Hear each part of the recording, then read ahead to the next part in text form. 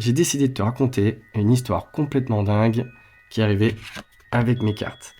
Je m'appelle Loïc, je suis tatoueur et j'ai cette faculté de médium. Première histoire, ça se passe ici dans mon salon. Il y a quelques mois, j'ai mis une photo d'une boîte de crème qui s'est mise devant ma porte d'entrée. Elle était tournée dans le sens de la porte, comme si on allait sortir. Comme cette boîte appartient à ma collègue, j'ai pensé tout de suite que ce message la concernait directement. Bon, je vais pas vous expliquer exactement tous les détails. Elle a acheté un salon, un appartement, qu'elle a transformé en salon de tatouage privé. Ce salon de tatouage se trouve dans une résidence où il y a 3 étages. Et au milieu de cet étage-là, il y a une personne qui est très problématique. Soucis psychologiques. Bref, un véritable problème pour elle et ses clients. Elle décide du coup de lancer une story demandant au tatoueur si on peut l'accueillir pour un certain moment, car elle ne peut plus travailler dans son salon de peur qu'il y arrive quelque chose de dangereux à ses clients. Je lui écris et je lui dis si tu veux, viens bosser avec moi, il n'y a pas de souci, j'ai une place pour toi. Du coup, elle vient, on discute, l'échange se passe super bien et elle travaille 2 mois, voire 3. La voisine du bas qui lui dit un jour ça y est, il n'est plus là, les gendarmes sont venus le chercher, tu peux revenir travailler. Donc elle me dit, toute heureuse, ça y est Loïc, il est parti, les gendarmes sont venus le chercher, je peux retourner dans mon salon, je te remercie. De là, nous sommes restés super copains. Ce qu'elle ne savait pas, c'est combien de temps ils allaient garder ce personnage. Car ce qui comptait pour elle, c'est de pouvoir travailler en toute tranquillité sans mettre en danger ses propres clients. Comme cette personne était atteinte de schizophrénie, la justice était en gros sur le fait de peut-être le remettre chez lui avec une tutelle, ou soit de le mettre dans un hôpital exprès pour lui, pour justement qu'il prenne bien ses médicaments et qu'il ne soit pas dangereux ni pour les citoyens et ni pour lui. Et ben ils ont décidé de le mettre de retour chez lui. Ça fait vachement plaisir à ma pote qui du coup est venue me faire une petite visite et m'expliquer un peu tout ça. C'était au mois de décembre et donc du coup je lui ai dit on peut regarder à travers les cartes comment cette situation va s'arranger. Je vous montre les cartes. Donc on peut voir 2 colonnes. La première colonne c'est ces cartes à ma collègue et les cartes du bas c'est celle qui correspond au petit dérangeant. Donc en haut, les cartes que vous voyez, moi ce que je vois, c'est que tout va bien pour elle, et en plus de ça, les 2 premières montrent une demande en mariage. Avec une petite carte de l'horoscope native à la fin, qui montre en gros que tout plein de choses vont briller pour elle, parce qu'on a le petit symbole du soleil à côté.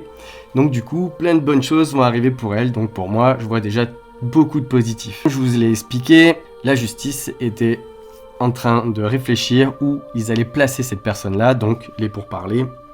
Donc on a pour parler avec les corbeaux. On a la carte de l'héritage, ce qu'il a hérité. Du coup, sa maladie. Donc on voit vraiment ce côté sombre, lumineux. Et la fatalité, qui est la carte pas très cool. La fatalité ne veut pas représenter obligatoirement la mort.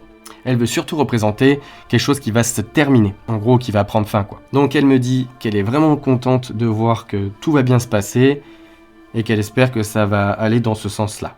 Au mois de janvier, elle décide de revenir, car du coup, il a repris les lieux, et pour elle, ça lui fait beaucoup de problèmes, même physiques. Bref, elle travaille, le temps s'écoule. Donc au mois de février, on a cette petite boîte qui apparaît devant la porte. Donc, tout de suite, quand je vois cette boîte, je me dis, elle a dû vendre une boîte à une cliente, et cette cliente l'a fait tomber devant la porte. Nous sommes un mardi et du coup je l'appelle et je me dis que la veille elle a dû travailler, donc lundi. Je l'appelle et je lui dis une de tes boîtes qui se trouve devant ma porte, t'as dû certainement travailler et en vendre une et ta cliente l'a fait tomber par terre. Pas du tout. Elle me dit au téléphone, ne sait pas pourquoi cette boîte se trouve devant la porte. Elle me dit j'arrive, je suis sur la route, de toute façon on en discute. Donc moi personnellement je trouve que c'est bizarre. Parce que la boîte, elle est quand même rangée dans un socle en verre, quoi. On peut pas, même si on tape derrière le mur, elle ne peut pas tomber. Bon, moi, je vois le papillon, je lui dis, écoute, de ce que je vois, le papillon, c'est éphémère, je pense que c'est un message pour toi. Je pense que tu vas pas rester longtemps ici. Et elle me dit, oh, au fait, tu sais pas quoi, dimanche, mon chéri m'a demandé en mariage. Wow.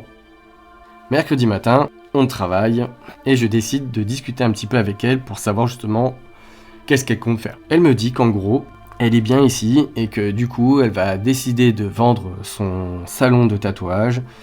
Et puis, en cas qu'on prenne tous les deux un shop pour bosser ensemble. Puis elle se plaît bien ici, l'ambiance, tout ça, bref, c'est cool. Elle s'en va. 20 minutes plus tard, elle m'appelle, elle me dit, écoute, il y a mes caméras qui se sont activées dans mon salon. C'est trop bizarre.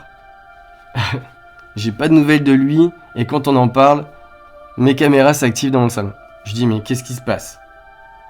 Elle me dit j'entends des bruits, j'entends crier, je sais pas ce qu'il y a mais il y a de l'agitation. 15 minutes après elle me dit en gros qu'elle entend comme s'il y avait la police et tout ça, donc c'était bizarre, enfin voilà. Je lui dis écoute, il est peut-être en train de faire encore une crise, ne va pas là-bas, reste chez toi. Il se passe énormément de choses jusqu'à avoir des nouvelles de la criminelle. Donc apparemment il s'est passé un truc assez terrifiant. On ne sait pas c'est quoi exactement à ce moment-là, mais ils ont bouclé tout le quartier. Le soir, je lui écris par Instagram à ma pote et je lui dis vas-y, appelle les parents, ce seront les premiers informés si c'est passé quelque chose d'important. Dans la soirée, vers 20h, moi bien plus tard après lui avoir écrit, vers 22h, j'ai comme un flash du jeu de cartes, je sais pas pourquoi, le jeu de cartes ressort. Et je vois la carte de la fatalité, cette fameuse carte. Et donc je lui envoie un message et je lui dis tu m'as dit que ton chéri t'a fait une demande dimanche en mariage. J'ai l'impression qu'il y a quelque chose qui s'enchaîne. Bon, clairement, je le sens pas très bien ce truc-là pour le final, quoi. Elle m'envoie comme quoi, la personne en question, c'est fini. Il s'est fait tirer dessus par les gendarmes parce que il a été agressif encore. Donc cette histoire-là, c'est très mal terminé, mais ça a été dans le sens des cartes. Bon, voilà tout. Elle a repris son salon et elle recommence son travail dans la joie et dans la bonne humeur. Donc voilà pour ma première histoire. J'espère qu'elle vous a plu. Et puis, il y en aura d'autres si vous voulez.